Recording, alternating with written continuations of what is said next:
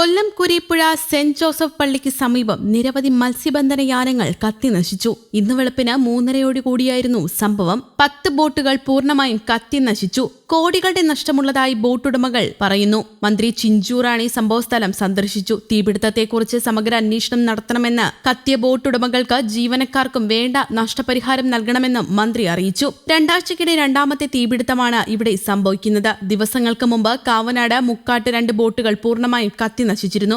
Boat കെട്ടുന്നതിന് സമീപത്തെ സ്ത്രീയാണ് സംഭവം ആദ്യം കാണുന്നതും നാട്ടുകാരെ വിവരം അറിയിക്കുന്നതും. സ്വകാര്യ വ്യക്തിയുടെ പുരയിടത്തിനോട് ചേർന്നുള്ള അഷ്ടമുടിക്കായലിൽ കെട്ടിയിരുന്ന ബോട്ടുകൾക്കാണ് തീപിടിച്ചത്. ഇവർ വാടകയ്ക്ക് കൊടുക്കുന്ന സ്ഥലമാണിത്. വെള്ളിയാഴ്ച ബോട്ടുകൾ യാർഡിൽ കെട്ടിയിട്ട് ജീവനക്കാരെല്ലാം വീടുകളിലേക്ക് പോയിരുന്നു. കടപ്പാക്കട, ചാമക്കട, കരുനാഗപ്പള്ളി എന്നിവിടങ്ങളിൽ നിന്നും അഗ്നിശമന സേനാംഗങ്ങൾ എത്തിയാണ് തീ അണയ്ക്കാൻ ശ്രമിച്ചത്. ഈ ബോട്ട് കെട്ടിയിരിക്കുന്ന ഭാഗത്തേക്ക് വരാൻ വഴി തടസ്സമായതാണ് കൂടുതൽ ബോട്ടുകൾ കത്തി നശിക്കാൻ കാരണമെന്ന് നാട്ടുകാർ പറയുന്നു.